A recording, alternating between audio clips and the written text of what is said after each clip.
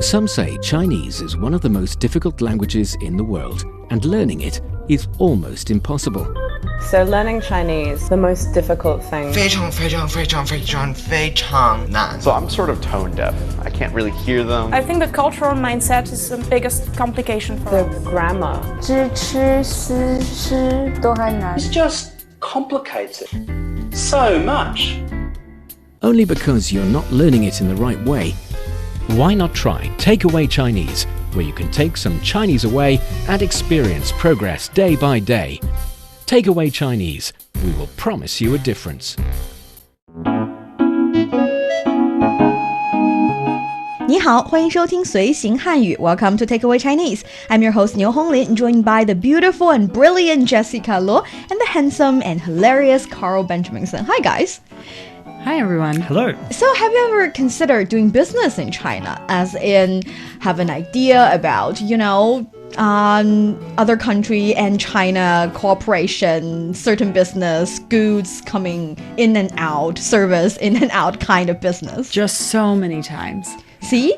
And what's stopping you? I think I used to work in the import-export industry here in China, so a lot of business words were very useful to me. And I think, I've always thought about starting new businesses, but sometimes it can be very difficult, right? Yeah, so if you have already got a really good idea and you want to start a business, the best thing to do is to hire a translator. But if you're preparing yourself for that maybe one day will come kind of opportunity, maybe you can learn some business Chinese, and that is our focus today. So if you're interested in Chinese culture and you want to get to grips with the Chinese language, then this is the show for you. Stick with us for 30 minutes a day and you soon see the rewards. And for more fun Chinese learning, follow our Facebook page, CRI Learn Chinese, a page that you can also check us out there by videos and live streams. But now, let's provide you with some free Chinese for takeaway. 这是我的商业计划书，希望您投资这个项目。你的想法不错，以前有这方面经验吗？我负责提供技术和资金，我的合伙人有经验。So there's quite a lot of new words in there, I think, and some technical words that we haven't, I don't think, come across before. I'm not really sure they're technical words, but we have the word technical in it. So, for today's conversation, actually, I think the grammar part is not so complicated, even though it's kind of long, but it's long because we put in a lot of vocabulary, which can come in handy if you want to do business in China. So for the first sentence, 这是我的商业计划书，希望您投资这个项目。This is my business proposal. I hope you can invest in this project. So, 这是 this is 我的 my 商业 business 计划书 basically plan book or proposal. Quite straightforward. So 书 in this case is like document. Document, yes. Oh, okay. So, but still kind of like a plan book, correct? You would assume it would have kind of a nice outer cover. Oh yes, it's very important. You want to make your 计划书 proposal look good within pictures and graphs, and it has to be fancy if you want to attract the investors' attention. And here, 商业计划书 is kind of a set phrase. So 商业 is business. And for example, we also have words like 工业. That would be industry. Industry, 工业. 工业. And also 农业 would be agriculture. Agriculture, 农业. 农业. And here we can see that the character 业 is in it. So 业 is it's kind of like an industry, a area. How do you say businessman? 商人. 商人. So it's the same character as 商业 yes, here. Totally. So 商人 is a businessman, and here the business proposal 商业计划书. 商业计划书. Business proposal or business plan. What other business words can we think of that might have the word business? What about small business? Like if I start my own small business, that's is that a different same? thing. Actually, we have another set phrase, 中小企业. So 中 is middle, and 小 is small. So mid and SME. Okay. Say that one again in Chinese. 中小企业. 中小企企业.企业. Yes, so in that case it would be 企业 instead of 商业. So that's a small business. Small business. And then part A said, 希望您投资这个项目. I hope you can invest in this project. So 希望, I hope, yes. 您 using the very respectful way of saying you, yes. 您投资这个项目. So 投资 is actually invest. And this is quite a direct translation, right? Invest in this project. So 项目 here is project or program. Yes. So what else could be like a 项目? What is project or program? Because I know in English we can use project for so many different things, like pretty much anything. I'm working on a project. It's a very vague word. We don't know what it means. Is that the same in Chinese? It's getting more and more common for people to use the word 项目 in Chinese. But generally speaking, it's still talking about something that that is feasible, that is quite big in a way. Like it has to be a actual thing that is useful or with certain social value. I don't think in Chinese you call a artificial little volcano kids make in school a project, a 项目, but I know in English you do that. Yes, exactly. So what would you call the little volcano a kid made at school? 作业, homework. Yeah.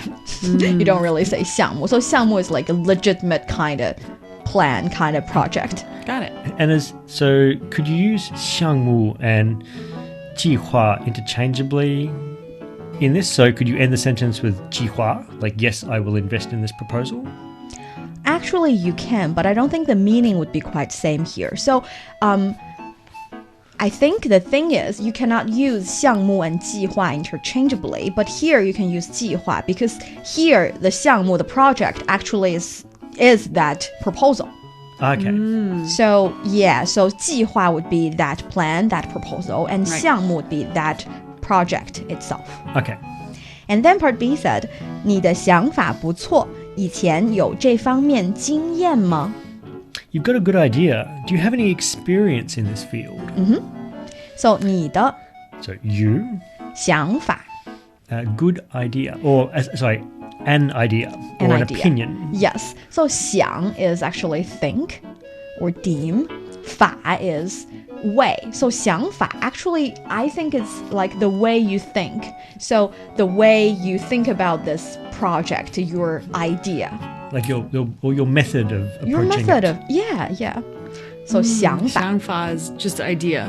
So if I say, oh, that's a good idea, I can just say, 这是一个好的想法. You can say that, and there's another way. 这是一个好主意.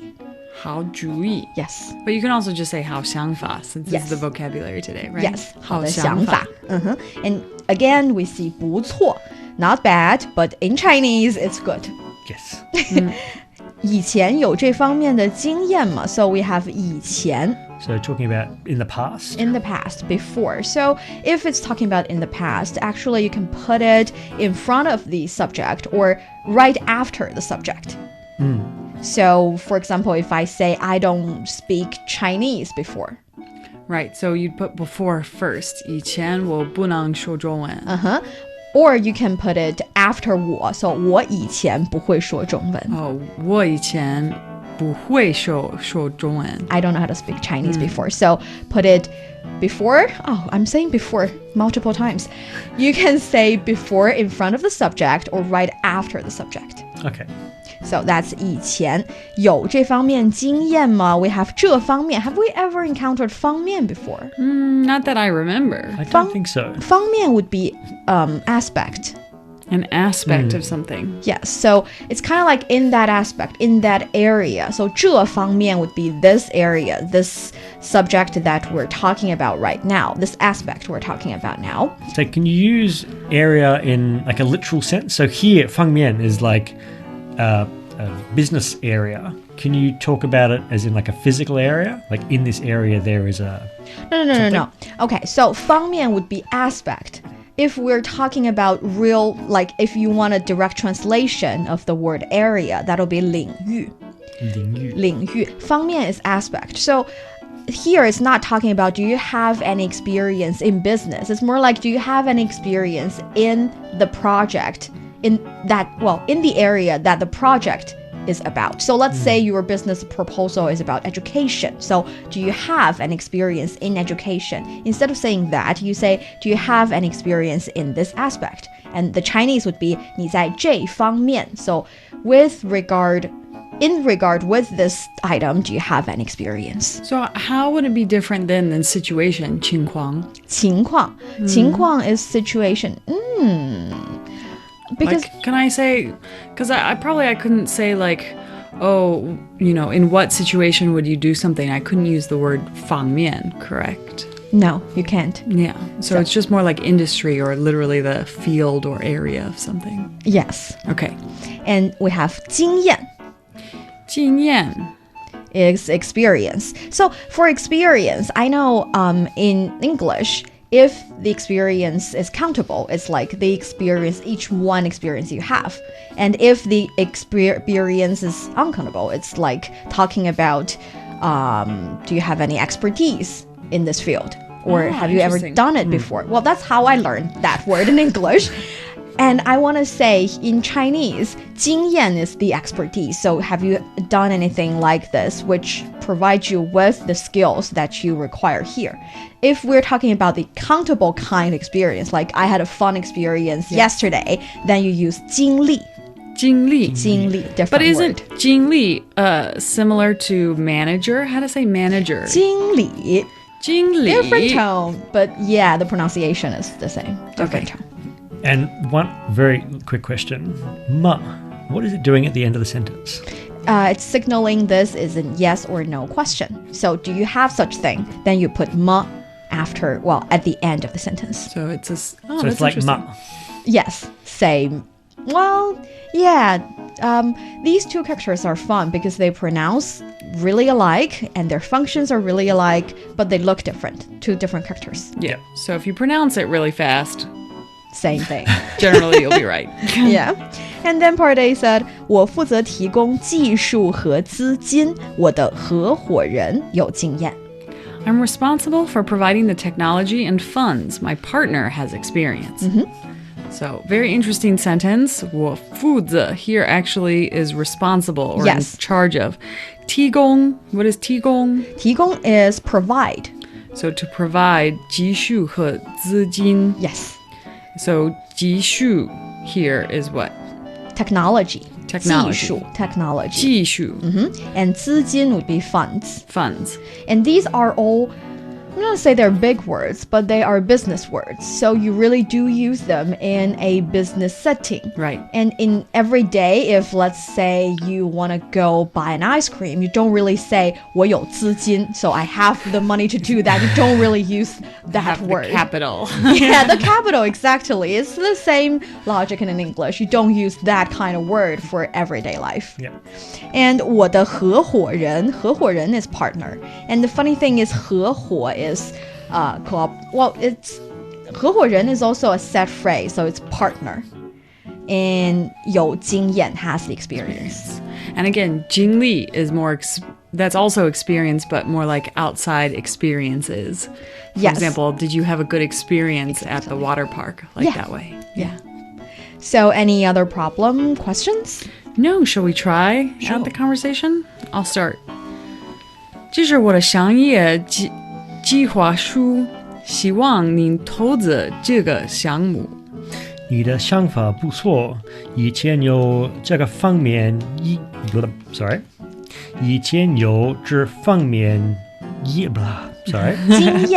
经验吗？我负责提供技术和资金。Let's try that again, shall we? 我负责提供技术和资金，我的合伙人有经验。 Great! You are listening to Takeaway Chinese with myself, Niuniu, Jessica, and Carl. We would love to hear from you. Send us your thoughts by email to learnchinese@cri.com.cn. Coming up next, let's talk more about how to do business here in China and some useful words and expressions. Don't go away, so you will take some Chinese away. Welcome back to Takeaway Chinese. I'm Niu Honglin, joined by Carl and Jessica. So today's theme is about doing business in China, and as you can see in the conversation, actually it's called pitch, right? Business pitch. Yeah, so you're pitching an idea. Yeah, and in China, this kind of scenario happens more and more often because more and more people wanted to start a business. We say start a business would be 创业. 创业 Yeah, so are you guys familiar with the word 创造? Create. create 创造创造 create. So 创业 is like start a business. So the common procedure would be you have an idea and you're looking for some 投资. investment. Yes, so you have the idea and you might already start a little bit, but you need more funds, 资金 in it. Yeah, 资金 funds. Yes, so you go look for an investor, 投资人. In this case, you need these kind of language to help you. So I think at the very beginning, you need to tell them who you are, everything, and then you want to say, what do you have and what do you need? So here's one basic question. How do you just tell someone the sentence, I want to start my own small business in China? You can simply say, 我想创业. 我想创业 Yes. Oh, just start. And so 创业 has the meaning. I don't have to say the whole small business, because how do you say small business again? Actually, SME would be 中小企业, but small business is not quite a, let's say, catchy term in Chinese. So if you say 我要创业, people would assume you're not gonna just start an Apple or Amazon at the very beginning or any BAT enterprises. They would assume you're gonna start something small, maybe walk your way to the very top in the industry. So I can just say 我想创业. 我想创业. But is there a push on this? Is there a way of describing like a really small store, like a corner store or a small store? Yes, you can online? say 我想开一家小店. 小店 or 开一个小店 works too. Yeah, 小 literally small, 店 store. Okay. Yeah. Or some people would say 我想开淘宝店. Oh, so I want to open a Taobao store. Yeah, that's the easiest way to start your own business. Yeah, store on Taobao. But if you say that, it's, I don't imagine a lot of people will invest in you. But if you want people to invest in you, you want to say 我有 or 我的优点是. 我的优点是 So 点是 我有 actually is I have. And 优点 is a new vocabulary for us today. 优点 would be advantage. Oh, okay. Oh, I see. And then 是 is what I have. Because I have to say, when I heard 电视, I thought of TV. TV, yeah. So, yeah, putting the sound together is also very important. But here, 我们的优点是, so our advantages are, or 我有, like I have something. So you need to tell people you have something in order to have them invest in you. Question. So what's the difference between 优点, which are advantages, and 好处, which are advantages? Ah, that's very interesting because 优点 is something you have. It's like your personal traits or you are good at something. Then you would say 我的优点. So 优 is like good or excellency. 点 is point. So the good point I can pick from you would be your 优点. Whereas 好处 is the thing you can get from other stuff. So 好处 is like 好处, what is 好处? Benefit. So what if I wanted to say the advantages of doing a live stream are? So live stream is 直播, right? So if I wanted to say that sentence and then list off all of the advantages of live streams, would I use 优点 or 好处? I think you can use both, but I would prefer 优点 because from another point of view, you can think of 优点 as something you can present to others, whereas 好处 is something you can get from others. Oh, I see. Yeah, so you can say 苹果的优点是它很便宜.